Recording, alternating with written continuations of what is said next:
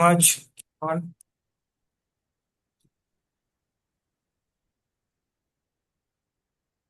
अस्सलाम वालेकुम। मेरी आवाज क्लियर है? Yes sir. वालेकुम सलाम। सबसे पहले मैं आप खुद को इंट्रोड्यूस करवा दूं। My name is Mohammad Raza and I am founder and CEO Markwiz digital. और डिजिटल मार्केटिंग के अंदर मेरा एक्सपीरियंस ऑलमोस्ट 5 इयर्स प्लस है। और इसी तरह यूट्यूब ऑटोमेशन जो है उसके अंदर तकरीबन 2 साल से ज़्यादा मेरा एक्सपीरियंस है। ठीक है। तो आज हम बात करेंगे डिजिटल मार्केटिंग के बारे में। ठीक है। देखो, आप लोगों ने वेबसाइट बना ली, आप लोगों ने अपना कोई प्रोडक्ट जो है उसको लॉन्च कर दिया, सारा कुछ आप लोगों ने कर लिया। लेकिन जो सबसे इम्पोर्टेंट चीज है वो क्या है? वो ये है कि आपने अपने प्रोडक्ट के बारे में लोगों को बताना है। ठीक है। जब आपने एक प्रोडक्ट बना लिया, आप इसकी एग्जांपल यूं लो कि आप ना अपने घर के अंदर एक दुकान ओपन करते हो। ठीक है। जिसके अंदर आप डिफरेंट चीजें जो है बच्चों वाली वो सेल कर रहे हो। और आपने किसी को बताया ही नहीं है कि मैं शॉप ओपन की हुई है, तो कोई भी बच्चा आपके पास नहीं आएगा। बच्चे तब आएंगे जब आप उनको दिखाओगे कि मेरे पास ये चीजें पड़ी हैं, और बच्चे फिर जो है उसको लेने के लिए आएंगे। इसी तरह हम डिजिटल वर्ल्ड के अंदर भी क्या करते हैं, जब कोई प्रोडक्ट बना लेते हैं तो उसको लोगों तक पहुंचाते हैं, और उसको पहुंचाने के लिए जो स्ट्रेटजीज यूज होती हैं उसको हम डिजिटल मार्केटिंग कहते हैं। ठीक है। तो मैं अपनी स्क्रीन शेयर करता हूँ।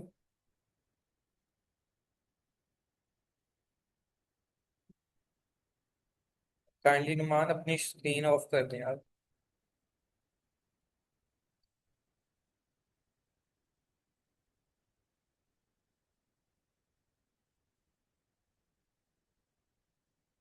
सो स्टार्ट करते हैं। सबसे पहले आप लोगों ने एक वर्ड सुना होगा डिजिटल मार्केटिंग के बारे में। ठीक है। डिजिटल मार्केटिंग क्या है? बेसिकली देखो, हमने अपनी चीज को लोगों तक पहुंचाना है, इस चीज को हम कहते हैं डिजिटल मार्केटिंग। अब पहले दौर में क्या होता था कि जब हम किसी भी ब्रांड के बारे में बात करते हैं, जैसे बाटा एक ब्रांड है, ठीक है, इंडियोर एक ब्रांड है, ये सारे क्या करते हैं? मार्केटिंग करते हैं। और ये किस तरह से मार्केटिंग करते थे? जो हमारे पहले मेथड होते थे, जिसको हम जिस तरह से ये पोस्टर्स लगा देते थे, बिल बोर्ड्स लगा देते थे। लेकिन उसमें हमें नुकसान ये होता था कि वो सिर्फ कुछ लोगों तक रह जाता था। लेकिन जब से हम डिजिटल किया है हर चीज को, तब से हमारे पास जो ऑडियंस है, जो हमारे कस्टमर्स हैं, वो भी इंक्रीज हो गए हैं। और उनको पहुंचाने के लिए, जो हमारा प्रोडक्ट है उन तक पहुंचाने के लिए जो मेथड्स हैं वो भी बहुत ज्यादा इंक्रीज हो गए हैं, उनके अंदर भी बहुत ज्यादा इनोवेशन आ गई है। तो अब हम एआई के थ्रू देखेंगे कि किस तरह से हम अपने प्रोडक्ट्स को डिजिटल मार्केटिंग के अंदर किस तरह से उसको मार्केट कर सकते हैं। ठीक है। तो डिजिटल मार्केटिंग बेसिकली दो तरह से होती है, या इसको हम दो हिस्सों में डिवाइड कर लेते हैं। एक होती है ऑर्गेनिक और एक होती है पेड। अगर हम ऑर्गेनिक मार्केटिंग के बारे में बात करें ना, तो उसके अंदर सबसे इंपॉर्टेंट चीज है वो होती है हमारी एसईओ। ठीक है। उसके अंदर हमें कुछ पे नहीं करना पड़ता हमारे प्रोडक्ट की मार्केटिंग करने के लिए। लेकिन अगर हम पेड की बात करते हैं मार्केटिंग की, तो उसके अंदर हमें पे करना पड़ता है। जैसे अगर हम गूगल एड्स चलाते हैं, तो गूगल एड्स के लिए हमें क्या करना पड़ता है? गूगल को पे करना पड़ता है। इसी तरह अगर मेटा एड चलाते हैं तो हमें फेसबुक को या मेटा को हमें पे करना पड़ता है। तो मार्केटिंग बेसिकली दो तरह से होती है, एक होती है ऑर्गेनिक और एक होती है पेड मार्केटिंग। तो आज की इस लेक्चर के अंदर हम बेसिकली बात करेंगे एसईओ के ऊपर। एसईओ है क्या, किस तरह से हम अपनी वेबसाइट्स की एसईओ कर सकते हैं एआई टूल्स को यूज करके। देखो, मैंने जब सीखा था ना 2020 के अंदर या 21 के अंदर मैंने जब सीखा था, तब एआई था, लेकिन इतना ज्यादा मतलब वो कॉमन नहीं था, हर कोई उसको यूज नहीं करता था। और तब ये सोचा जाता था कि एआई आ गया, अब जितने भी स्किल्स हैं वो सारे के सारे खत्म हो जाएंगे। लेकिन हुआ क्या कि एआई के आने से जितने भी स्किल्स हैं उनकी डिमांड और ज्यादा बढ़ गई। क्यों बढ़ गई? क्योंकि एआई के हेल्प से जो रिजल्ट हम जो है एक वीक के अंदर हासिल करते थे, वही रिजल्ट हम अब 2 दिन के अंदर हासिल करते हैं। ठीक है। तो बेसिकली एआई के आने से कोई भी स्किल खत्म नहीं हुआ, बल्कि वो उतना ज्यादा फास्ट हो गया है। अब अगर हम एआई के बगैर एसईओ करेंगे तो एसईओ तो हो जाएगी, लेकिन हम अगर मार्केट में खुद को कंपेयर करेंगे तो हम बहुत पीछे चले जाएंगे। एक बंदा जो एआई को यूज करके एसईओ कर रहा है, वो एक मंथ के अंदर हमारी वेबसाइट को अच्छी रैंक पे ले आता है, और एक बंदा जो एआई को यूज नहीं कर रहा, वो 2 3 मंथ 4 मंथ जो है ना, वो इसी खपत में लगा रहेगा कि मैं किसी तरह से रैंकिंग कर रहा। ठीक है, तो बेसिकली एआई से हम अपने जितने भी स्किल्स हैं वो सारे के सारे उसको फास्ट कर सकते हैं, जल्दी कर सकते हैं। तो सबसे पहले यहाँ पे हम देखते हैं कि जो सर्च इंजन है, जिसको एसईओ कहते हैं, सर्च इंजन ऑप्टिमाइजेशन, वो होता क्या है। ठीक है, सर्च इंजन ऑप्टिमाइजेशन बेसिकली एक साइंस है जो क्या करती है, सर्च इंजन्स के ऊपर हमारी वेबसाइट की विजिबिलिटी को इंक्रीज कर देती है। ठीक है, मतलब ये एक प्रैक्टिस है जिससे हमारी वेबसाइट के ऊपर ट्रैफिक की क्वांटिटी और क्वालिटी जो है ना वो इंक्रीज हो जाती है। इसको हम सर्च इंजन ऑप्टिमाइजेशन कहते हैं। अब आप लोग सोच रहे होंगे कि ये सर्च इंजन क्या होता है।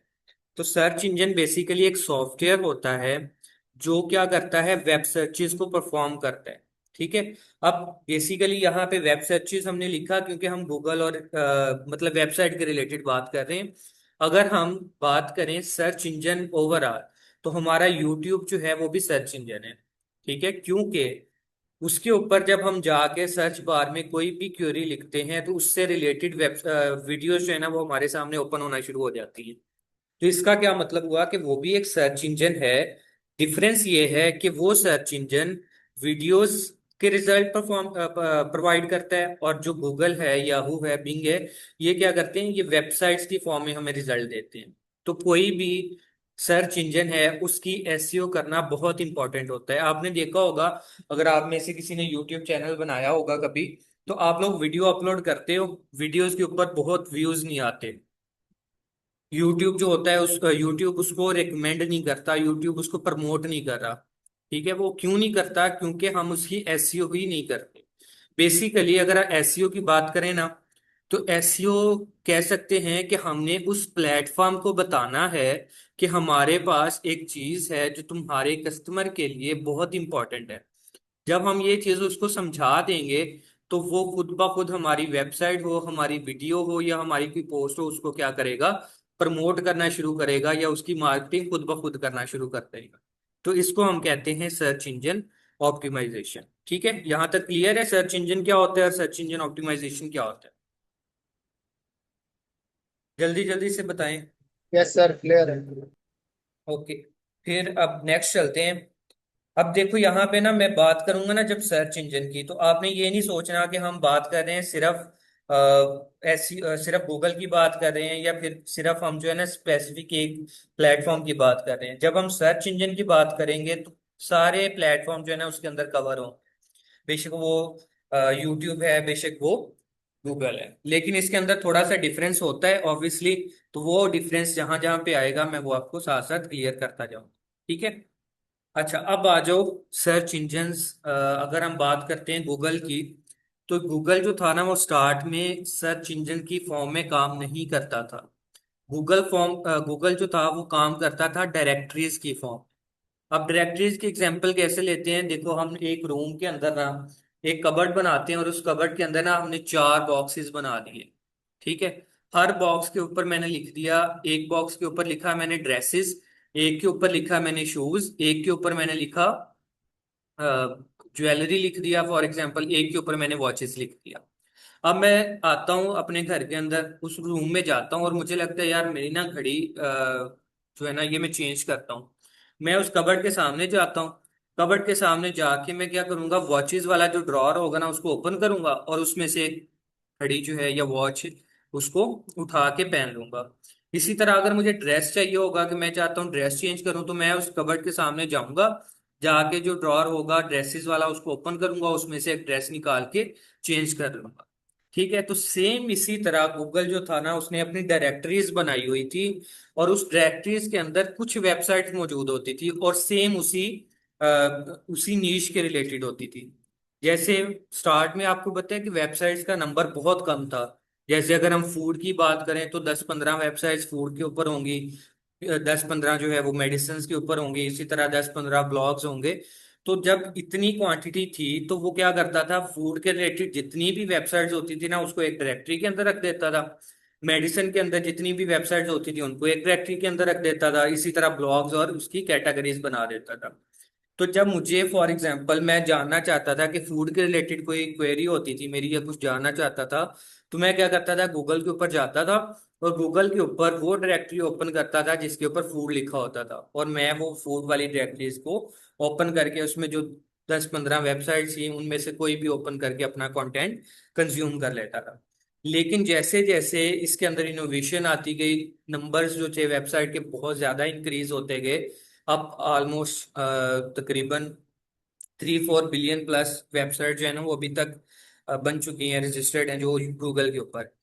अच्छा, यहाँ से एक और चीज भी आपको मजे की बताऊं कि आप देखो कि गूगल के ऊपर अगर 3-4 बिलियन वेबसाइट्स हैं तो उन वेबसाइट्स को रैंक करने के लिए उनको एसईओ एक्सपर्ट भी चाहिए होंगे।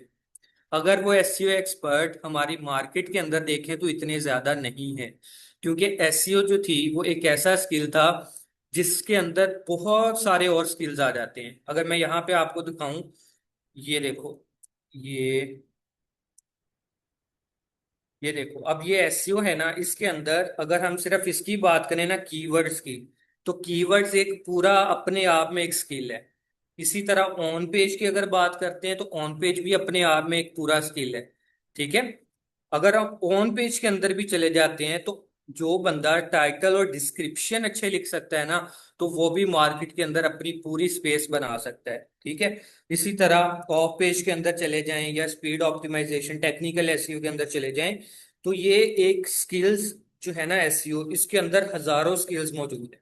और इतने मतलब उसके अंदर डिमांड है हर स्किल की कि अगर आप इनमें से कोई एक भी पकड़ लेते हो ना तो आप जो है ना मार्केट के अंदर अपनी स्पेस बना सकते। अच्छा खैर, तो यहाँ पे बात हम कर रहे थे कि इतनी सारी वेबसाइट्स बन गई, तो अब इतनी सारी वेबसाइट्स को डायरेक्टरीज के अंदर हैंडल करना बहुत ज्यादा मुश्किल था। तो फिर क्या किया, गूगल ने अपना सर्च इंजन जो था ना उसको लॉन्च किया। अब सर्च इंजन के अंदर क्या होता है कि हम गूगल के ऊपर जाके कोई भी क्वेरी करते हैं, उस क्वेरी के रिलेटेड हमें वो जो मैक्सिमम उससे मिलता जुलता रिजल्ट होता है ना वो हमें प्रोवाइड कर देते हैं। ठीक हो गया। अब यहाँ पे एसईओ जो है इसको एक और तरह से हम समझते हैं। देखो, मेरा एक बिजनेस है, ठीक है। उस बिजनेस के अंदर मैंने रखे हैं बहुत सारे इन्वेस्टर्स रखे हैं, समझ लो ऐसे आप। उन इन्वेस्टर्स का काम ये है कि उन्होंने कस्टमर्स को डील करना है। ठीक है। अब मेरे पास कस्टमर बहुत ज्यादा हैं और जो मेरे इन्वेस्टर्स हैं वो मेरे पास चंद एक इन्वेस्टर्स हैं। अब मैं क्या करूंगा, उन इन्वेस्टर्स को क्या गाइड करूंगा, क्या चीज ऐसी बताऊंगा जो मेरे लिए बेहतर होगी। सबसे इंपॉर्टेंट चीज उनको यही कहूंगा कि जब आप किसी कस्टमर को डील कर रहे हो ना, तो उसको बेस्ट इंफॉर्मेशन देनी है मेरे बिजनेस के बारे में। ठीक है, ताकि वो लोग दोबारा भी मेरे पास आए और दोबारा से भी मेरे साथ डील करें या मेरे कस्टमर बने। ठीक है। तो सेम इसी तरह जो गूगल है ना वो भी एक बिजनेस है। अब वो बिजनेस किस तरह से है, जब मैं गूगल के ऊपर जाके कोई भी चीज सर्च करता हूँ, किसी भी वेबसाइट के अंदर जाता हूँ ना, तो उस वेबसाइट के अंदर एड रन हो रहे होते हैं। ठीक है, उसके यहाँ पे एड एक चल रहा होगा, एक नीचे बॉटम पे होगा, एक इधर होगा, तो इस तरह से एड्स प्लेस किए होते हैं वेबसाइट के ऊपर। अब जो मैं हूँ, यूजर है जो इसने क्वेरी की थी, वो उन एड्स को देखता है। अगर उन एड से वो मतलब कन्वर्ट होता है तो वो कस्टमर बन जाता है और उससे फिर गूगल को पैसे चले जाते हैं। ठीक है। तो गूगल का कस्टमर कौन होगा, यूजर जो क्वेरी करेगा, और वो किसके ऊपर आएगा, मेरी वेबसाइट के ऊपर। तो गूगल जो है वो खुद ये कहता है कि अगर आप अपनी वेबसाइट अच्छी बनाओगे, अगर आप वेबसाइट की एसईओ करोगे तो मैं खुद तुम्हें प्रमोट करूंगा। क्योंकि जब तुम्हारी वेबसाइट अच्छी होगी, मेरा यूजर उसके ऊपर आएगा, उसको अच्छा लगेगा कंटेंट, तो वो दोबारा भी मेरे पास आएगा। ठीक है। तो बेसिकली हम ये कह सकते हैं कि एसईओ कुछ ऐसी प्रैक्टिसेस हैं जिससे हमने अपनी वेबसाइट के रिलेटेड बताना है गूगल को कि ये वेबसाइट बहुत अच्छी है, तुम्हारा कस्टमर इसके ऊपर आएगा तो उसको हर तरह से मैं सेटिस्फाई करूंगा। जब हम ये चीज गूगल को इंश्योर करवा देंगे, तो गूगल जो है वो हमें टॉप पे लेके आना शुरू कर देगा। जैसे मेरी एक वेबसाइट है जिसके अंदर मैं शूज सेल कर रहा हूँ, ठीक है। तो शूज वाली जब वेबसाइट के बारे में कोई भी क्वेरी करेगा तो गूगल खुद ब खुद मेरी वेबसाइट ऊपर लेके आएगा, पहले नंबर पे लेके आएगा। अब पहले नंबर पे आना क्यों है, सोचो जरा। पहले नंबर पे इसलिए आना है क्योंकि जब हम कोई भी गूगल के ऊपर जाके ना सर्च करते हैं तो हम या तो पहली वेबसाइट ओपन करते हैं, या दूसरी वेबसाइट ओपन करते हैं, या तीसरी वेबसाइट ओपन कर लेते हैं। इसके बाद जो नीचे वेबसाइट्स होती हैं हम उनको ओपन नहीं करते। तो मतलब इसका ये हुआ कि अगर हमने अपनी वेबसाइट्स के ऊपर व्यूज चाहिए या अपनी वेबसाइट के ऊपर यूजर को लेके आना है, तो हमें टॉप पोजीशंस के ऊपर आना है। तो टॉप पोजीशंस के ऊपर आने के लिए हमें एसईओ करनी पड़ेगी। एसईओ बेसिकली वो प्रैक्टिसेस हैं जो हमें गूगल को बताने के लिए यूज करते हैं कि हमारी वेबसाइट अच्छी है और आपका यूजर यहाँ पे सेटिस्फाई होगा। ठीक हो गया। और एसईओ के अंदर आगे तीन जो है उसको कैटेगराइज कह लो, या फिर हम कह सकते हैं कि तीन हिस्सों में उसको डिवाइड कर दिया। एक होती है ऑन पेज, एक होती है ऑफ पेज, और एक होती है टेक्निकल एसईओ। अब ऑन पेज एसईओ क्या है, देखो हम एक वेबसाइट बनाते हैं ना, उस वेबसाइट के ऊपर जो यूजर को नजर आ रहा है ना, जो कुछ यूजर को नजर आ रहा है वो सारा का सारा उसका ऑन पेज के अंदर आ जाता है। जैसे गूगल के ऊपर जाके हम कोई भी क्वेरी करते हैं, कोई भी चीज लिखते हैं कि व्हाट इज डिजिटल मार्केटिंग अगर लिखते हैं, तो उसके रिलेटेड वेबसाइट्स आ जाती हैं। अब उन वेबसाइट के अंदर जो पहली चीज मैं नोटिस करता हूं वो क्या होती है, बताओ जल्दी से। आप लोग बताओ कि वेबसाइट के ऊपर जाके जो पहली चीज मैं नोटिस करता हूँ वो क्या होती है।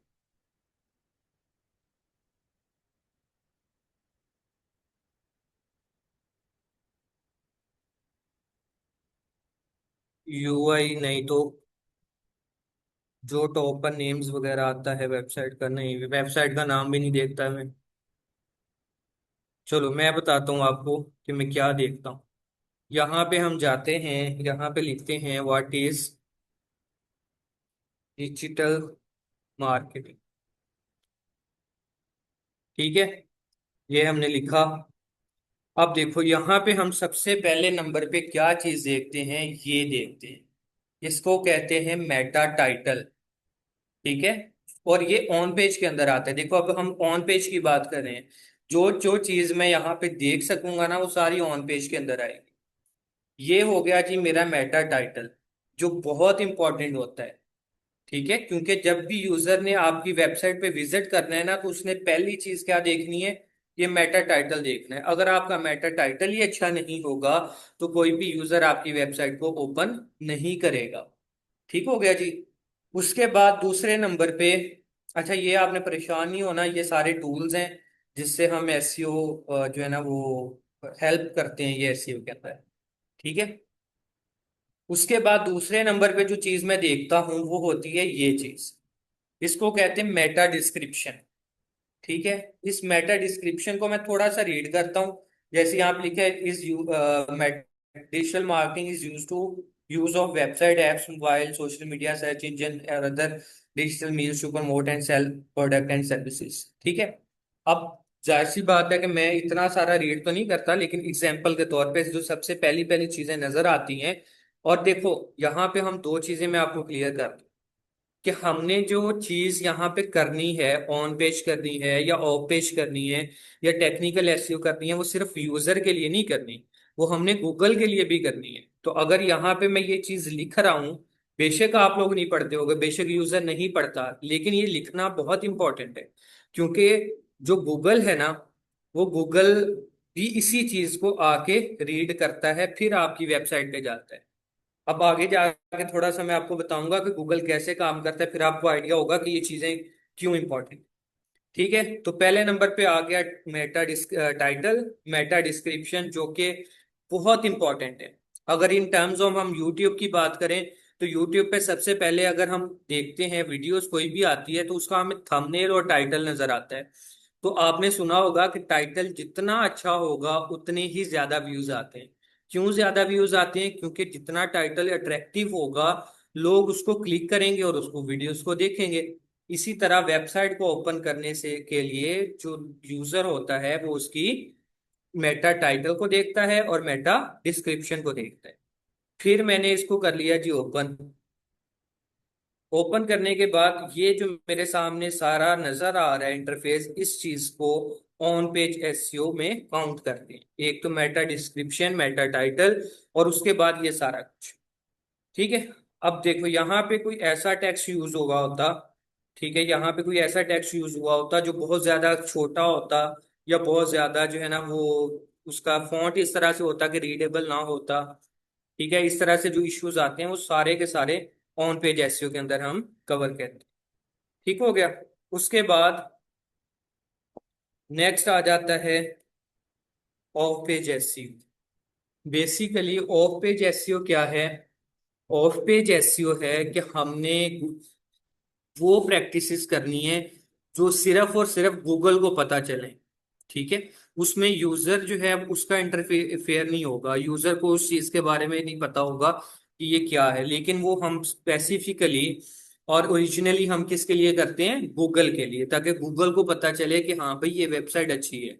अब फॉर एग्जाम्पल इसी वेबसाइट के ऊपर आओ, यहाँ पे एक चीज यहाँ पे लिखी थी, डीए।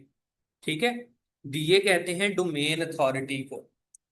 ठीक है। और यहाँ पे एक और चीज आप देख रहे होगे डोमेन अथॉरिटी के नीचे, यहाँ पे बैकलिंक्स के बारे में। ठीक हो गया, ये दो चीजें आपने देख ली। अच्छा, डोमेन अथॉरिटी क्या है? डोमेन किसको कहते हैं? ये जो वेबसाइट है इसका ये जो इतना पार्ट है इसको डोमेन कहते हैं। ये उस वेबसाइट के नाम को कहते हैं डोमेन। ठीक है, सिंपल लफ्जों में। तो यहाँ पे इस डोमेन अथॉरिटी का जो स्कोर है वो है 92, और उस आउट ऑफ 100। मतलब ये गूगल एक क्राइटेरिया देता है, या गूगल एक पैरामीटर हमें देता है, और उस पैरामीटर पे रख के वो वेबसाइट को चेक करता है, और चेक करने के बाद हमें एक स्कोर देता है, जिस स्कोर को हम डोमेन अथॉरिटी का नाम देते हैं। अब डोमेन अथॉरिटी जितनी ज्यादा हाई होगी उतनी ही ज्यादा हमारी वेबसाइट अच्छी होगी। ठीक है। जितनी फिर भी डोमेन सर ये अथॉरिटी। डोमेन अथॉरिटी सर दोबारा समझाए। ठीक है, डोमेन अथॉरिटी क्या है? गूगल क्या करता है, उसने एक पैरामीटर बनाया, उसने वेबसाइट्स को जांचने के लिए कि ये वेबसाइट कितनी अच्छी है, एक पैरामीटर बनाया, और उस पैरामीटर पे रख के उस वेबसाइट को उसने स्कोर करा। ठीक है। जैसे जज क्या करते होते हैं, वो सारी चीजें देखते हैं कि हाँ भी इसकी पेंटिंग के अंदर ना ये चीजें हैं, ये चीजें हैं, और सारी पेंटिंग को एनालाइज करके एक स्कोर देते हैं आउट ऑफ 10। इसी तरह वेबसाइट्स के ऊपर गूगल क्या करता है, उसको एनालाइज करके हर चीज उसकी on page, off page, technical हर चीज को चेक करने के बाद एक स्कोर देता है आउट ऑफ 100, और उस स्कोर को हम नाम देते हैं डोमेन अथॉरिटी का। अब डोमेन अथॉरिटी जितनी ज्यादा हाई होगी उतना ही ज्यादा हमारी वेबसाइट अच्छी काउंट होगी। आउट ऑफ 100 अगर एक है किसी का डोमेन अथॉरिटी, इसका मतलब वो वेबसाइट बहुत ज्यादा वीक है। और अगर उसका जो डोमेन अथॉरिटी 100 है तो इसका मतलब बहुत ज्यादा हाईली वो अच्छी वेबसाइट है। ठीक हो गया। दूसरा यहाँ पे एक कॉन्सेप्ट है जी, बैकलिंक्स का। अब बैकलिंक्स क्या होता है? देखो, मैं अब एक वेबसाइट बनाई, और उस वेबसाइट के ऊपर डोमेन अथॉरिटी जो है वो 0 है। मैं चाहता हूं कि मैं अपनी डोमेन अथॉरिटी जो है ना उसको इंक्रीज करूं। इंक्रीज करने के लिए क्या करूंगा, मैं ना कॉल करूंगा इस वेबसाइट को, इस इन्वेस्टोपीडिया को। मैं कहूंगा जी आपकी वेबसाइट बहुत अच्छी है, अगर आप अपनी वेबसाइट पे मेरा लिंक लगा दो तो मेरी जो है ना उसके लिए मैं आपको करूंगा पे। ठीक है। मैं उसको कॉल करके कह देता हूँ जी आप मेरी वेबसाइट का लिंक लगाओ, मैं आपको पे करूंगा, और वो मेरी वेबसाइट का लिंक लगा देता है। तो जब यूजर उसकी वेबसाइट पे जाएगा, जाने के बाद उस वेबसाइट के थ्रू मेरी वेबसाइट पे आएगा, तो उस वेबसाइट की अथॉरिटी जो है ना वो मेरी तरफ आना शुरू हो जाएगी। ठीक है।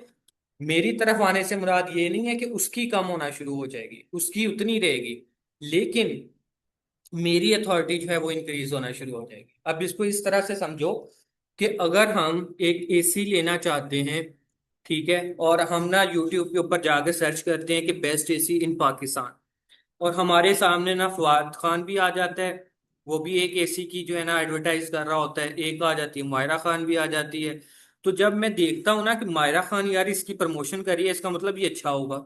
ठीक है। अब हमें तो ये चीज पता है क्योंकि हमने इस चीज को एनालाइज किया हुआ है, आपको भी पता है, मुझे भी पता है कि वो खुद बेशक वो यूज नहीं करते, लेकिन वो उसकी प्रमोशन के लिए पैसे लेते हैं। लेकिन उस चीज को छोड़ दो, अभी फिलहाल हमने ये चीज पे फोकस करना है कि मायरा खान जो है ना, वो उस एसी को यूज करती है। तो जब मायरा खान उस चीज को प्रमोट कर रही है, इसका मतलब है कि वो चीज अच्छी है। तो सेम इसी तरह जब ये इतनी अथॉरिटी वाली वेबसाइट मेरी वेबसाइट को शेयर कर रही है, मेरी वेबसाइट का लिंक अपनी वेबसाइट पे लगा रही है, तो गूगल को साइन जाता है कि भाई ये वेबसाइट जो है ना अच्छी है, क्योंकि अच्छी वेबसाइट इसको प्रमोट कर रही है, या अच्छी वेबसाइट के थ्रू जो विजिटर्स हैं इसके पास जा रहे हैं। तो इस वेबसाइट के ऊपर कोई फर्क नहीं पड़ेगा, अब मायरा खान के ऊपर कोई नहीं फर्क पड़ना। फर्क किसके ऊपर पड़ना है? मेरी वेबसाइट के ऊपर, क्योंकि मैं अपनी वेबसाइट का लिंक बड़ी वेबसाइट से ले रहा हूं, तो मेरी वेबसाइट का जो अथॉरिटी स्कोर होगा वो इंक्रीज होना शुरू हो जाएगा, उस वेबसाइट का सेम रहेगा। ठीक हो गया? समझ आ गई इधर तक? Yes sir. ओके, उसके बाद आ जाएगा जी टेक्निकल एसईओ। अब टेक्निकल एसईओ क्या है? देखो, हमारी वेबसाइट्स के ऊपर ना बहुत सारी चीजें जो है वो बैकएंड्स के अंदर उनमें प्रॉब्लम्स होती हैं। जैसे अगर हम कोडिंग से कोई वेबसाइट बनाते हैं ना, तो जब कोडिंग से वेबसाइट बनाएंगे सीएसएस के अंदर या एचटीएमएल के अंदर, जावास्क्रिप्ट की जिससे भी बनाए, तो हमारे पास ना हम कोड लिखते वक्त एक एक लाइन छोड़ भी देते हैं। ठीक है, इस तरह से बहुत सारी हम उसके अंदर ना स्पेस जो है उसको यूटिलाइज नहीं करते। तो इस तरह से इस तरह के बहुत सारे इश्यूज आ जाते हैं। बाज दफा जो है ना स्पीड का मसला आ जाता है। ठीक है, बाज दफा जो पिक्चर्स होती हैं वो लोड नहीं हो पाती, जिसको लेजी लोड कहते हैं वो। इस तरह से बहुत सारे इश्यूज आ जाते हैं। तो इस तरह के जो छोटे छोटे इश्यूज होते हैं ना वेबसाइट पे, उन वेबसाइट्स के इश्यूज को हम टेक्निकल एसईओ के अंदर कवर करते हैं। ठीक है। उसके बाद नेक्स्ट है जी working of search engine. Search engine काम कैसे करते हैं? देखो, ये वही चीज जो आपको मैंने पहले बताई कि जब हम एक वेबसाइट के ऊपर जाते हैं ना, तो जरूरी नहीं है कि ये वेबसाइट का टाइटल हम सिर्फ यूजर के लिए लिख रहे हैं, ये उतना ही इंपॉर्टेंट गूगल के लिए भी है। अब वो किस तरह से, वो हम यहाँ पे समझते हैं।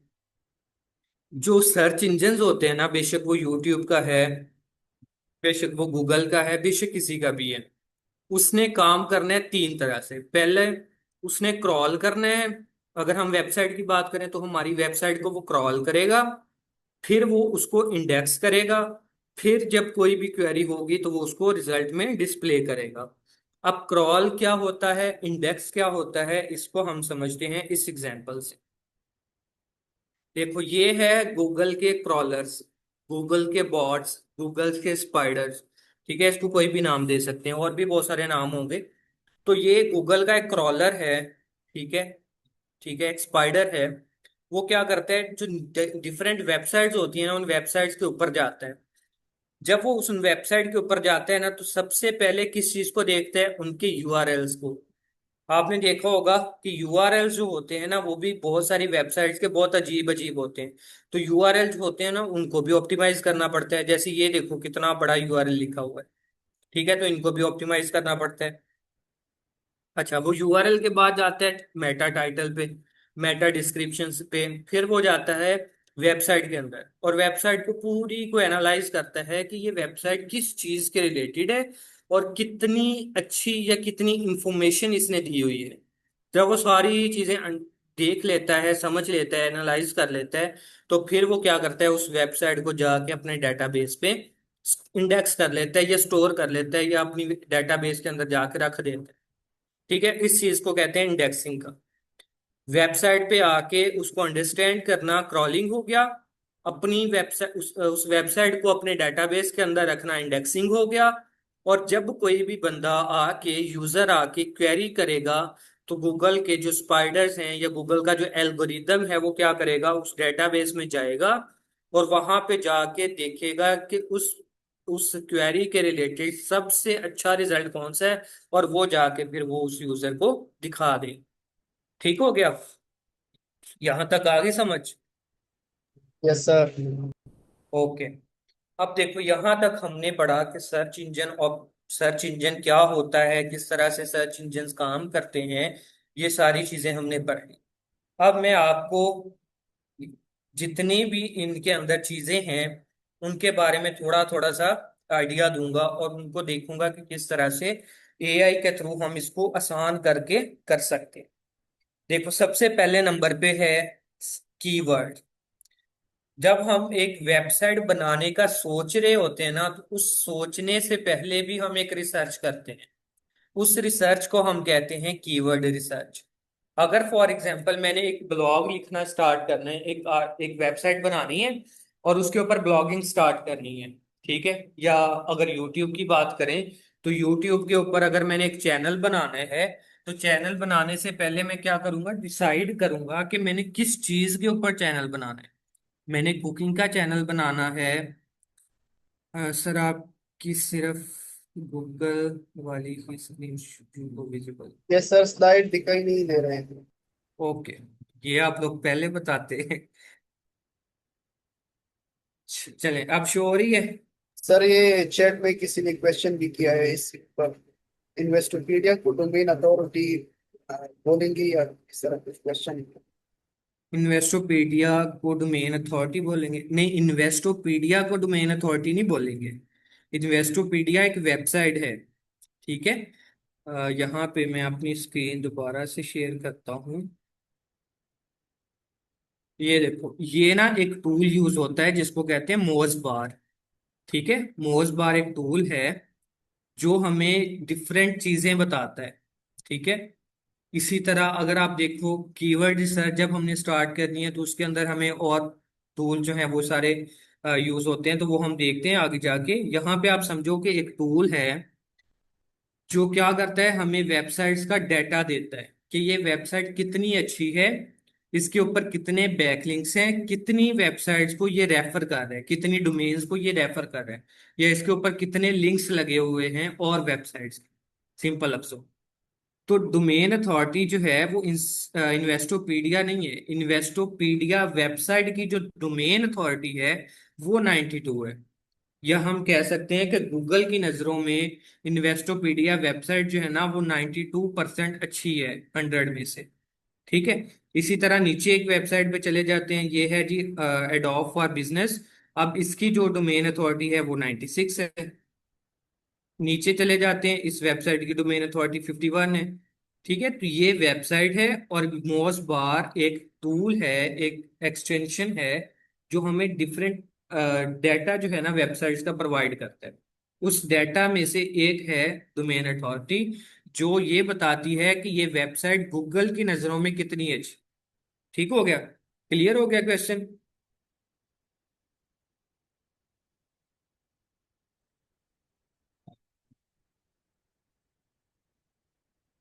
ओके, नेक्स्ट हम चलते हैं यहाँ पे। मैं ये बता रहा था कि अगर हम एक YouTube का चैनल बनाते हैं, अगर हम YouTube के अलावा गूगल की बात करें, गूगल के ऊपर एक वेबसाइट बनाते हैं ब्लॉगिंग के लिए, तो सबसे पहले नंबर पे मुझे क्या करना पड़ेगा, मुझे डिसाइड करना पड़ेगा कि मैं किस चीज के ऊपर वेबसाइट बनाऊं या किस चीज के ऊपर अपना चैनल बनाऊं। तो उस चैनल की रिसर्च के लिए, उस वेबसाइट की रिसर्च के लिए जो चीज हम करते हैं उसको कहते हैं नीश रिसर्च। ठीक है, नीश रिसर्च। नीश बेसिकली क्या है, एक टॉपिक है जिस टॉपिक के ऊपर मैंने काम करना है। फॉर एग्जांपल मैं यूट्यूब का चैनल बनाता हूँ और मैं कहता हूँ कि मैं इस चैनल के ऊपर ना व्लॉगिंग करूंगा। अब व्लॉगिंग की भी आगे बहुत सारी टाइप्स हैं। कौन सी व्लॉगिंग करूंगा? मैं कहता हूँ कि मैं जो है ना वो फूड व्लॉगिंग करूंगा, ठीक है। इस तरह से मैं डिफरेंट चीजें जो है ना कर सकता हूँ। फूड व्लॉगिंग हो गया, जिस तरह से बाकी जो लोग कर रहे हैं वो सारी चीजें। लेकिन मैं क्या कहता हूँ कि मैं इनमें से सिर्फ फूड के ऊपर कंसंट्रेट करूँ, ठीक है। इसी तरह वेबसाइट की जब हम बात करते हैं तो मैं कहता हूँ कि मैं एक वेबसाइट बनाता हूँ जो एआई के ऊपर बात करेगा। अब एआई के ऊपर बात करने के लिए बहुत सारी चीजें हैं, लेकिन मैं क्या करूंगा, उनमें से शॉर्ट लिस्ट करूंगा। मैं कहता हूं कि मैं टेक्नोलॉजी और एआई के रिलेटेड बात करूंगा, कि मतलब एआई जो है वो टेक्नोलॉजी के अंदर किस तरह से चेंज लेके आ रहा है, मैं इसके ऊपर बात। ठीक है, तो इस तरह एक टॉपिक फाइंड कर लेना और उस टॉपिक के ऊपर फिर अपनी वेबसाइट बनाना, इसको कहते हैं नीश रिसर्च। उसके बाद नीश रिसर्च के बाद आता है कीवर्ड रिसर्च। अब देखो, ये वेबसाइट मैं बनाई है। इस वेबसाइट के ऊपर मैंने पहला आर्टिकल लिखा डिजिटल मार्केटिंग के बारे में। ठीक है, अब ऐसे नहीं मैं करूंगा कि मैं जाके डिजिटल मार्केटिंग के ऊपर जो है ना एक पूरा का पूरा वो लिख दूं। ठीक है, मैं क्या करूंगा, सबसे पहले गूगल के ऊपर जाके रिसर्च करूंगा कि क्या लोग डिजिटल मार्केटिंग के बारे में सर्च करते हैं। लोग ये सर्च करते हैं कि डिजिटल मार्केटिंग क्या है। लोग ये सर्च करते हैं कि डिजिटल मार्केटिंग कैसे सीखें। ठीक है, इस तरह से बहुत सारी सर्चेस करते हैं। तो मैं क्या करूंगा, उन सारी सर्चेस को उठाऊंगा। उनमें से जो मेरे टॉपिक के रेलिवेंट होगा ना, सॉरी, टॉपिक के रेलिवेंट जितनी सर्चेस होंगी, उन सर्चेस को मैं अपने इस ब्लॉग के अंदर यूज कर। ठीक है, मैंने क्या किया, टॉपिक डिसाइड कर लिया। फिर मैं कहता हूं कि अब मैं ब्लॉग लिखना स्टार्ट करता हूं। मैंने ब्लॉग फॉर एग्जांपल लिखा कि एआई जो है वो किस तरह से डिजिटल मार्केटिंग के अंदर चेंज लेके आता है। अब मैं ये नहीं करूंगा कि सिर्फ इस एक कीवर्ड को उठा के इसके ऊपर पूरा आर्टिकल लिख दूंगा, ऐसे नहीं करना। मैं जाऊंगा गूगल के ऊपर। गूगल पे जाके देखूंगा कि लोग एआई और डिजिटल के बारे में क्या रिसर्च कर रहे हैं, क्या सर्चेस कर रहे हैं। तो मैं वो सारी सर्चेस उठा के एक शीट में लिखूंगा। ठीक है, फिर उसके बाद मैं क्या करूंगा, उनको टूल्स के अंदर ऐड करूंगा। और टूल्स फिर मुझे उन कीवर्ड्स का डाटा बताएगा। ठीक है, टूल क्या करेगा, फिर मुझे उस कीवर्ड्स का डाटा बताएगा। अगर हम यहाँ पे पीछे जाते हैं, देखो यहाँ पे एक हमने जो है ना एसईओ क्विक नाम की एक एक्सटेंशन है, वो हमने यूज की थी। अब वो यूज करने के बाद यहाँ पे हमें थोड़ा सा सर्चिंग में टाइम ले रहा है। सर्चिंग करके वो क्या करेगा, ये उसने बता दिए। अ, खैर ये जो है हमारे पास डाटा आ जाता है। ठीक है, ये काफी सारी लगी हुई है एक्सटेंशन, इस वजह से ओवर लैप हो गया। तो यहाँ पे ये हमने कीवर्ड लिखा था।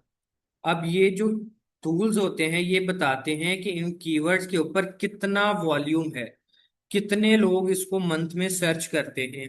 वो बताता है टूल हमें कि कितना मुश्किल है इसके ऊपर रैंक करना। इसके ऊपर अगर हम एसईओ करते हैं तो वो कितनी ज्यादा मुश्किल है। ठीक है, जैसे यहाँ पे भी देखो नजर आ रहा है ये सर्च वॉल्यूम में, जो पाकिस्तान के अंदर जो है शो करवा रहा है कि पाकिस्तान के अंदर मंथली इस कीवर्ड के ऊपर कितनी सर्चेज हो रही हैं, उसको इसने बता दिया। इसी तरह यहाँ पे भी है। खैर, तो हमारे पास कीवर्ड जब आता है तो उसको हम यूज करते हैं, टूल्स के अंदर लेके जाते हैं। टूल्स फिर उनका पूरा डाटा देते हैं कि इनका की रिसर्च वॉल्यूम इतना है, इनका जो कीवर्ड डिफिकल्टी है, इस कीवर्ड के ऊपर रैंक करना कितना मुश्किल है। ठीक है, इसके अलावा फिर हमें बहुत सारी और इंफॉर्मेशन देने के बाद फिर हम उन पूरी सर्चेज में से जो मैंने लिस्ट बनाई थी उनमें से कुछ वेबसाइट जो है, कुछ सर्चेज जो हैं या कुछ कीवर्ड्स जो हैं, वो मैं फाइनलाइज करता हूँ जो मेरे क्राइटेरिया पे पूरा उतरेंगे। ठीक है, अब क्राइटेरिया पे पूरा उतरने से क्या मुराद है कि मैं अब एक ऐसा कीवर्ड यूज कर लूं जिसके ऊपर रैंक करना बहुत ज्यादा मुश्किल है। तो फिर मैं रैंक करना बहुत ज्यादा मेरे लिए उस कीवर्ड पे मुश्किल हो जाएगा। ठीक है, इसको मैं और सिंप्लीफाई करता हूँ। अच्छा, इसमें ये है कि अब ये एसईओ जो है ना, इसके लिए हमें अगर 20 से 30 घंटे भी चाहिए होना तो वो भी कम है, क्योंकि ये इतनी वास्ट फील्ड है। ठीक है, तो इसको अगर मैं थोड़ा थोड़ा सा आइडिया दे रहा हूँ आपको, ताकि आप लोगों को इसके बारे में नॉलेज आ जाए। और अगर आप आप में से कोई इंटरेस्टेड हो कि अगर एसईओ के अंदर अपनी जो है वो अपना कैरियर बनाना चाहे, तो फिर वो इसके अंदर इजीली जा सके, क्योंकि उसको सारा पता होगा कि इसके अंदर क्या क्या चीजें होती हैं। अच्छा, तो यहाँ पे एक वर्ड यूज किया मैंने कीवर्ड डिफिकल्टी का। अब किसी भी कीवर्ड का, ये कीवर्ड है, इस कीवर्ड का जो केडी होगा, कीवर्ड डिफिकल्टी होगी, वो आउट ऑफ 100 होगी। अगर वो 95 है तो इसका मतलब है वो कीवर्ड के ऊपर रैंक करना बहुत ज्यादा मुश्किल है। अगर उसकी केडी जो है वो 20 होगी या 20 से कम होगी, तो इसका मतलब है वो वेब उस कीवर्ड के ऊपर रैंक करना बहुत ज्यादा आसान है।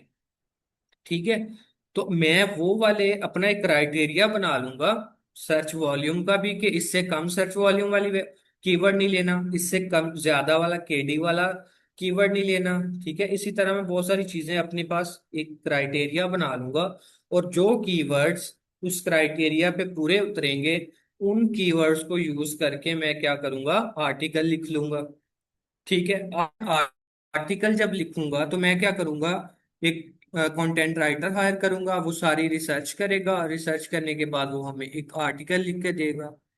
लेकिन अब यहाँ पे ट्विस्ट क्या है, ट्विस्ट ये है कि जब से हमारे पास एआई आया है, हमारा जो काम है वो बहुत ज्यादा आसान हो चुका है। अब मैं क्या करता हूँ, मैं चैट जीपीटी पे जाता हूँ, चैट जीपीटी पे जाके अपना क्राइटेरिया दे देता हूँ कि ये क्राइटेरिया है, इस क्राइटेरिया के ऊपर इस टॉपिक के रिलेटेड मुझे कीवर्ड्स फाइंड करके दो। तो वो क्या करता है, फिर मुझे उससे रिलेटेड जितने भी कीवर्ड्स होते हैं वो सारे के सारे फाइंड करके दे देता है। ठीक है। अच्छा, उसके बाद नेक्स्ट क्या है कि मैं क्या करूंगा, जो वो मुझे कीवर्ड निकाल के देगा चैट जीपीटी, उन कीवर्ड्स को यूज करूंगा, और यूज करने के बाद मैं जनाब अपना आर्टिकल लिखूंगा। अब पहले मैं क्या करता था, कंटेंट राइटर हायर करता था। ठीक है, कंटेंट राइटर हायर करता था, वो रिसर्च करता था, उसको मैं पैसे देता था। लेकिन अब मैं क्या करूंगा, अब मैं चैट जीपीटी के पास जाऊंगा, या क्लॉड के पास जाऊंगा, या जो भी अच्छा हमारे पास सॉफ्टवेयर होगा उसके पास जाऊंगा। उसको जाके मैं सारी की सारी डिटेल दूंगा, कीवर्ड्स, डिफरेंट वेबसाइट्स निकाल के उनमें से जो टॉपिक्स निकाल के हेडिंग्स निकाल के दूंगा, कि हर हेडिंग जो है ना मेरे टॉपिक के अंदर कवर हो जाए। अब यहाँ पे मैं आपको एक चीज बता दूं कि एआई से लिखा हुआ कंटेंट जो है वो गूगल रैंक करता है, लेकिन तब रैंक करता है जब आपका कंटेंट जो है वो बहुत ज्यादा अच्छा हो। आपके कंपेटिटर से बहुत ज्यादा कंटेंट अच्छा होगा तो वो रैंक करेगा, अदरवाइज नहीं करेगा। अगर आपका कंटेंट और आपके कंपेटिटर का कंटेंट एक जैसा है या उससे लो है, तो वो आपका ऑब्वियसली रैंक नहीं करेगा। ठीक है, तो वो किस तरह से कंटेंट लिखते हैं वो बहुत लंबा एक चीज है, कि किस तरह से आपने कंपेटिटर एनालिसिस करना है, फिर उनमें से अपना ब्लॉग्स किस तरह से उनकी हेडिंग्स फाइंड करनी है, वो बहुत सारी लंबी चीज है। यहाँ तक एक चीज आपको समझ आ गई।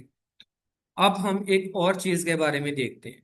ठीक है, यहाँ तक समझ आ गई है तो मुझे ना थंब भेजो, फिर हम आगे चलें। अच्छा, सिर्फ एक बंदे को ही समझ आई है?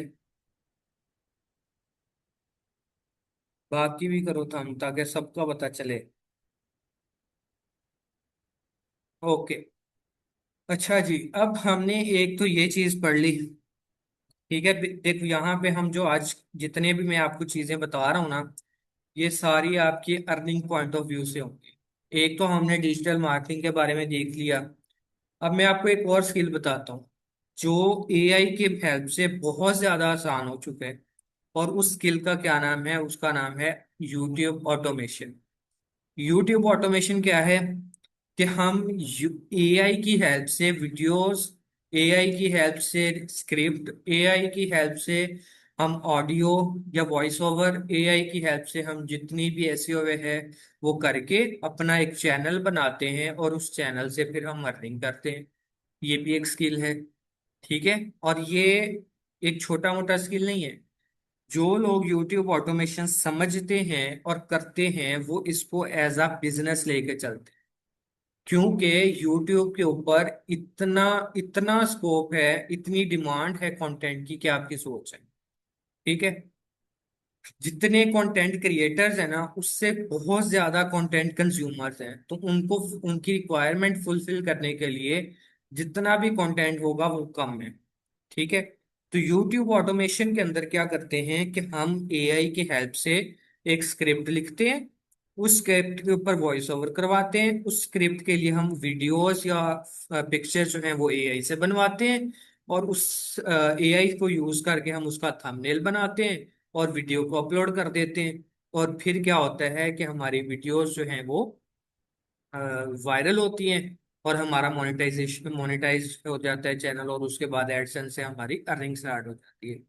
लेकिन अब इसमें एक और पॉइंट है, हम एआई के थ्रू हर चीज कर लेंगे, लेकिन इसको एआई के थ्रू हम उसकी एसईओ नहीं करेंगे। एसईओ करेंगे जो चीजें हमने सीखी हैं, कि किस तरह से उसका थंबनेल अच्छा होना चाहिए, किस तरह से उसका टाइटल अच्छा होना चाहिए, स्क्रिप्ट के अंदर क्या क्या चीजें होनी चाहिए, वो सारी चीजें हम जब खुद करेंगे with the help of AI, तो हमारी वीडियोस ऑटोमेटिकली रैंक होना शुरू हो जाएंगी। ठीक है। अभी आपको मैंने मेथड, जो वर्क फ्लो है गूगल का वो बताया, सर्च इंजन का बेसिकली आप समझ लो कि वर्क फ्लो बताया। तो अगर हम उस वर्क फ्लो के थ्रू उसको मद्देनजर रख के अपनी वीडियोस को, अपनी वेबसाइट्स को, या कोई भी हमारा प्लेटफॉर्म है उसके ऊपर हम कंटेंट क्रिएट करेंगे, तो ऑब्वियसली वो रैंक करेगा। तो एसईओ बहुत इंपॉर्टेंट है इसके लिए भी। ठीक है, इस स्किल के अंदर, और एसईओ जो है वो हम एआई के थ्रू बहुत ज्यादा आसान कर चुके हैं। ठीक है। उसके बाद एक और स्किल आपको बताता हूँ। आप लोगों ने सुना होगा अफिलिएट मार्केटिंग का। अफिलिएट मार्केटिंग क्या होता है, कि आप लोग किसी और का प्रोडक्ट जो है उसकी मार्केटिंग करो। ठीक है। अभी मैंने आपको बताया कि मार्केटिंग दो तरह से होती है, पेड और ऑर्गेनिक। पेड में क्या करते हो कि आप उस प्रोडक्ट का, जो किसी का प्रोडक्ट है उसका आप ऐड चलाते हो, और ऐड के नीचे अपना अफिलिएट लिंक लगा देते हो। तो जो भी बंदा उस लिंक से जाके वो शॉपिंग करता है, आपको उसका कमीशन मिल जाता है। ठीक है। लेकिन अगर हम एआई के थ्रू वही जो काम है जो पैसे दे के करना है वही हम फ्री में कर लें, तो हमारे एड्स के पैसे भी बचेंगे, और हमारा जो कमीशन है वो भी आना शुरू हो जाएगा। अब वो किस तरह से करते हैं, उसके लिए हम यूज करते हैं डिफरेंट सोशल मीडिया, जैसे टिकटॉक है, जैसे पिंटरेस्ट है। जो पिंटरेस्ट है बहुत वायरल इस टाइम जो है ना वो चल रहा है, क्योंकि उसके ऊपर जो है ना 90% जो है ना वो लेडीज होती हैं। ठीक है, फीमेल्स होती हैं। तो वो फीमेल्स क्या करती हैं, शॉपिंग करती हैं, और उनको जो भी उनका रिलेटेड होता है, जैसे होम डिकोर है, जैसे ड्रेसेस है, फैशन है, जैसे मेकअप का सामान है, लिपस्टिक, इस मतलब बहुत सारी चीजें आ जाती हैं। तो हम क्या करते हैं, एआई के थ्रू वीडियोस बनवाते हैं। एआई के थ्रू हम जो है ना मॉडल्स क्रिएट करते हैं। जैसे मायरा खान जो है वो एक ड्रेस की प्रमोशन कर रही है ना, इसी तरह हमारा एआई से बना हुआ एक मॉडल होगा जो उस ड्रेस की प्रमोशन करेगा, और उस वीडियो को मैं क्या करूंगा, पिंटरेस्ट पे लगा दूंगा, और साथ ही मैं अपना अफिलिएट लिंक लगा दूंगा, और उस वीडियो की मैं एसईओ कर दूंगा। फिर जब वो वीडियो वायरल होगी या उसके ऊपर व्यूज आएंगे, ऑब्वियसली जो लोग उसको देखेंगे, और जाहिर सी बात है, एक मैंने सिर्फ पिक्चर लगाई है और एक मॉडल है जो पूरी मॉडलिंग करके, या पूरी मतलब वो जिस तरह से भी प्रमोशन कर रहे होते हैं, ड्रेसेस को अच्छे से प्रेजेंट कर रहे हैं, तो वो जितने भी हमारे यूजर होंगे या हमारे व्यूअर्स होंगे, उनमें से बहुत ज्यादा हाईली चांसेस होते हैं कि वो कन्वर्ट होके हमारे कस्टमर बन जाए। तो वो जब हमारे अफिलिएट लिंक से जाके बाय करते हैं तो उसका हमें कमीशन मिलता है। ठीक है। तो ये भी एक बहुत इंपॉर्टेंट हमारा स्किल हो सकता है, बहुत इंपॉर्टेंट जो है, ये भी एक अर्निंग पॉइंट ऑफ व्यू से मॉड्यूल हो सकता है। ठीक है, यहां तक समझ आई है। Yes sir. ओके, अब यहाँ तक आप लोगों का कोई क्वेश्चन है तो आप लोग पूछ सकते हो। और अगर आप लोग इसमें बहुत ज़्यादा डिटेल में हर चीज़ समझना चाहते हो, तो डिजिटल मार्केटिंग का जो है वो उसके बारे में, या यूट्यूब ऑटोमेशन के बारे में, या फिर Pinterest के बारे में, तो आप जो है ना कांटेक्ट कर सकते हैं। मार्क भी इसका नंबर आपके ग्रुप के अंदर ऐड है। ठीक है, तो आपको उसकी मज़ीद डिटेल जो है ना वो भी प्रोवाइड करते जाएंगे। ठीक है। बेसिकली ये देखो कि हमारा ना जितना भी डिजिटल मार्केटिंग है, या फिर हम यूट्यूब ऑटोमेशन की जो बात कर रहे हैं, या Pinterest की बात कर रहे हैं, तो इसको हमने रखा है पेड, और इसकी मिनिमम से हमने ना फीस रखी हुई है, और वो भी सिर्फ इसलिए रखी है ताकि जो आए वो सीरियस हो। अब आप देखो कि हमारा ये जो बूट कैंप था इसके अंदर कितने सारे बच्चे आए थे, लेकिन उनमें से कुछ बच्चे यहाँ पे बैठे। क्यों बैठे हैं, क्योंकि बाकी सिर्फ ये था, उन्होंने देखा कि हाँ यार फ्री है, चलो मैं इनरोल कर लेता हूँ, देखूंगा नहीं, वो बात की बात है, देखना होगा देख लूंगा, नहीं तो ना से। लेकिन जब हम बात करते हैं ना स्किल्स की, जब हम टाइम अपना दे रहे हैं, तो हमें भी आउटपुट चाहिए होती है, लेकिन जब वो आउटपुट फ्री में नहीं मिलती तो फिर हम क्या करते हैं, उनके थोड़ा सा फीस रख देते हैं, ताकि जो भी आए उसको पता हो कि भाई मैंने पैसे दिए, अगर मैं काम नहीं करूंगा, अगर मैं इसके अंदर इंटरेस्ट नहीं लूंगा तो मेरा नुकसान है, इनका कुछ नहीं। आपको एक चीज और मैं बताता हूँ कि हमने जब डिजिटल मार्केटिंग का कोर्स लॉन्च किया था, और इसी तरह जब यूट्यूब ऑटोमेशन का किया था, तो उसके अंदर हमने सारे के सारे बच्चे एक साथ नहीं रखे, हमने उनके ग्रुप्स बना दिए थे। ठीक है। और उस ग्रुप्स के अंदर क्या किया कि दो दो तीन तीन का ग्रुप बना दिया, ताकि हमारे लिए उन बच्चों को ट्रैक करना आसान हो जाए। ट्रैक इन सेंस कि हम उनको देखें कि इनमें से कौन काम कर रहा है, कौन काम नहीं कर रहा, किसने क्लासेस देखी हैं, किसने नहीं देखी, ताकि हम जब अपने एंड से अपना 100% दें। ठीक है। उसके बाद भी अगर कोई नहीं सीखता तो फिर ये जाहिर सी बात ही उसका फॉल्ट होगा। हम अपने एंड से 100% देते हैं। और इसमें आप ये देखो कि अगर मैं यूट्यूब ऑटोमेशन के अंदर 10 बंदे हैं ना, तो मैं उसके 5 ग्रुप बनाता हूँ और पांचों की अलग अलग से क्लास लेता हूँ। ठीक है। पांचों की अलग अलग से क्लास, अगर मैं चाहूँ तो एक के अंदर भी सबको पढ़ा सकता हूँ, लेकिन हम उसको पांचों की अलग अलग लेते हैं, ताकि पांचों जो हैं उनको उस लेवल पे जाके पढ़ाया जा सके, ताकि उनको भी समझ आए और वो भी उसके अंदर काम कर सके। ठीक है। चलो अब बताओ सर मुझे, कोई क्वेश्चन सर है एक तो। एक सवाल है सर मेरा। जी बोलें। सर अगर हम देखें पाकिस्तान में दराज जैसी बड़ी प्लेटफॉर्म है जिस पर हर किस्म की चीज जो है वो सेल होती है। सो क्या हमारे पास अभी भी पॉसिबिलिटी है कि हम वेबसाइट बनाएं अपनी चीजों को सेल करने जिस पर हम और कोई चीजों को सेल कर सकें, मतलब क्या वो चली। अच्छा, मत आपका क्वेश्चन मैं रिपीट करता हूँ क्योंकि ना आवाज बहुत कट रही थी।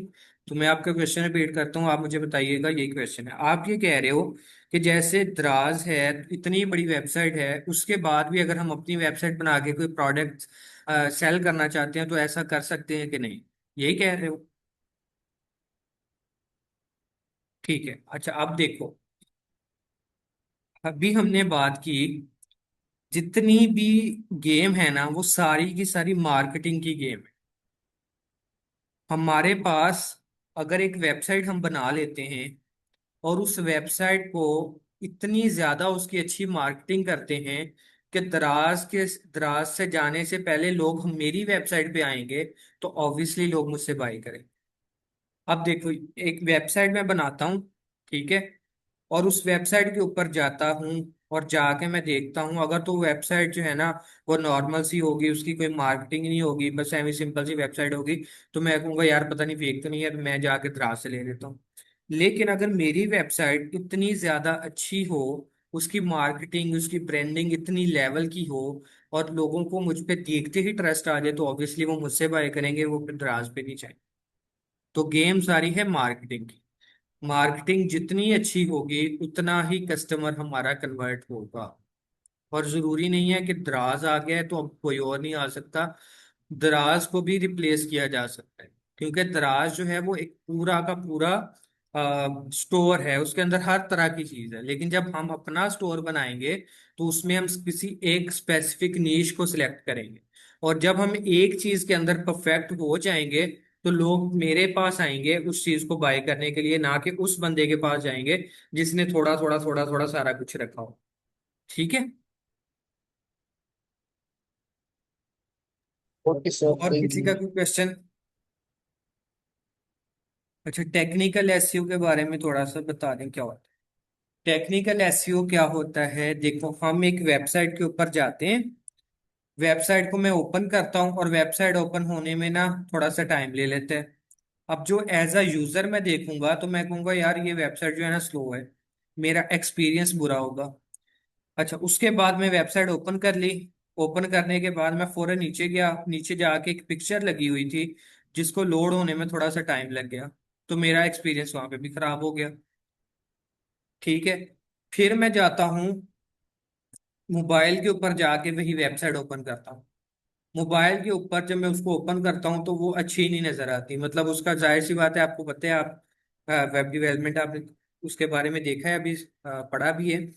तो मोबाइल फ्रेंडली नहीं है वो, उसका टेक्स्ट जो है ना वो बहुत ज्यादा छोटा हो गया है मोबाइल के अंदर, वो मुझसे रीड भी नहीं हो रहा, और उसका जो एलिमेंट्स हैं वो सारे के सारे आपस में जो है ना वो घुले मिले पड़े हैं।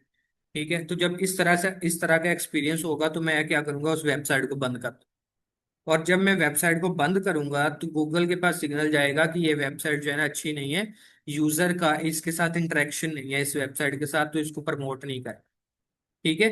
तो बेसिकली ये जो छोटे छोटे से इसके मसले होते हैं, जैसे स्पीड का मसला, जैसे मोबाइल के ऊपर जो है एलिमेंट्स का इशू आ गया, ठीक है, स्पीड का मसला आ गया, इमेजेस जो है वो जल्दी लोड नहीं होती, ये सारी चीजें जो है ना वो टेक्निकल एसईओ के अंदर कवर की गई।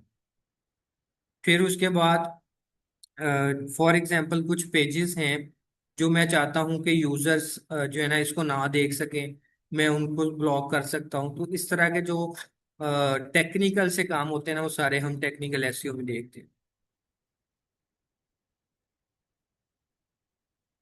ठीक है। और इसके अलावा किसी का कोई क्वेश्चन?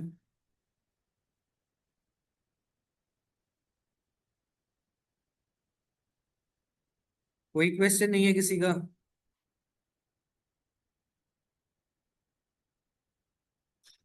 हाँ जी, पूछें।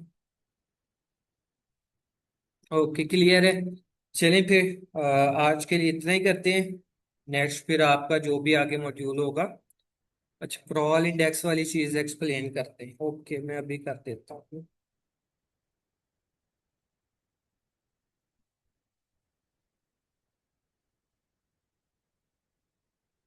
देखो, जो गूगल है ना वो हमारी वेबसाइट्स को प्रोसेस पूरा इन शॉर्ट। ओके, देखो हमारा जो गूगल है ना उसके ना कुछ जासूस होते हैं। वो जासूस क्या करते हैं, वो डिफरेंट वेबसाइट्स के ऊपर जाते हैं और जाके उन वेबसाइट्स की इंफॉर्मेशन हासिल करते हैं। इंफॉर्मेशन हासिल करने के बाद वो क्या करते हैं, उन वेबसाइट्स को अपने डेटाबेस के अंदर स्टोर कर लेते हैं। और जब भी कोई बंदा आके सर्च करता है और उस सर्च के रिलेटेड सबसे जो रेलिवेंट वेबसाइट होती है ना वो जाके उसको यूजर को दिखा देते हैं। ठीक है। अब क्रॉलिंग क्या है कि हमारा जो गूगल का जासूस है वो वेबसाइट्स को एनालाइज करता है। इस प्रोसेस को हम कहते हैं क्रॉलिंग।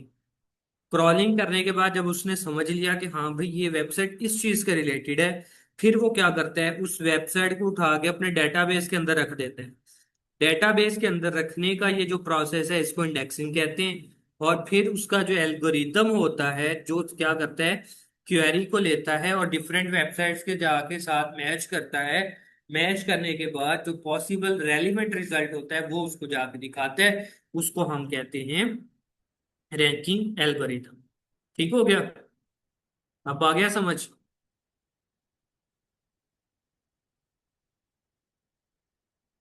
चलो अब मुझे ओके, ठीक हो गया। अब अगर किसी का क्वेश्चन है तो जल्दी से पूछ लो, फिर हम क्लास एंड करते हैं और मिलते हैं फिर नेक्स्ट किसी मॉड्यूल के अंदर।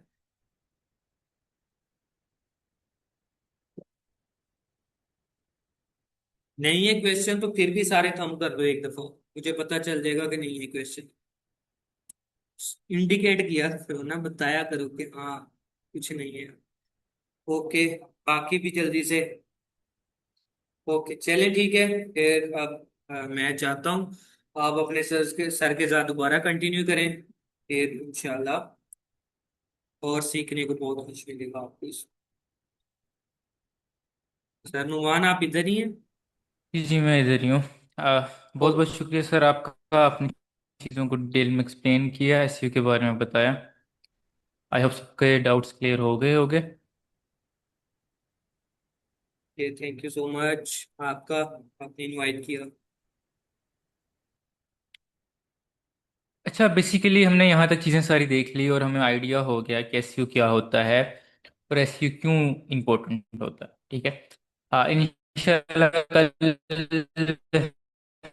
ग्रुप में भी अनाउंसमेंट कर दूंगा कि कल बेसिकली जो सर जुनेद होंगे बेसिकली वो आपको डिटेल में रिसर्च के बारे में बताएंगे और उसका एक टच देंगे कि क्या चीज़ें हैं जो इंटरनेशनल स्कॉलरशिप के पॉइंट ऑफ व्यू से इम्पोर्टेंट है, क्या चीज़ें हैं जो इस तरह के डिफरेंट और भी जो चीज़ें हैं रेलिवेंट टू इंटर्नशिप्स कह सकते हैं, स्कॉलरशिप्स कह सकते हैं, या फिर रिसर्च कह सकते हैं, उनके पॉइंट ऑफ व्यू से चीज़ों को आपको डिटेल में एक्सप्लेन करेंगे।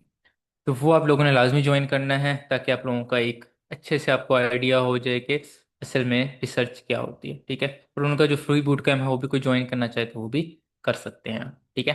तो यहाँ तक आई होप सो आप लोगों के डाउट क्लियर हो गए। किसी का कोई क्वेश्चन है रिलेवेंट टू वेबसाइट फ्रीलांसिंग के पॉइंट ऑफ व्यू से या किसी और चीज़ से, तो वो मुझसे पूछ सकता है। नहीं तो फिर इस क्लास को आज हम इसी को यहाँ पे एंड करते हैं और नेक्स्ट क्लास में इंशाल्लाह आपसे मिलते हैं।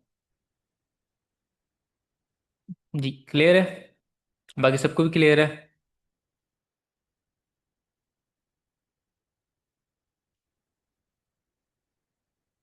चलें गुड हो गया। ठीक है। अब हम मिलते हैं कल आपको लेक्चर के साथ, नए लेक्चर के साथ, और इंशाल्लाह जो टास्क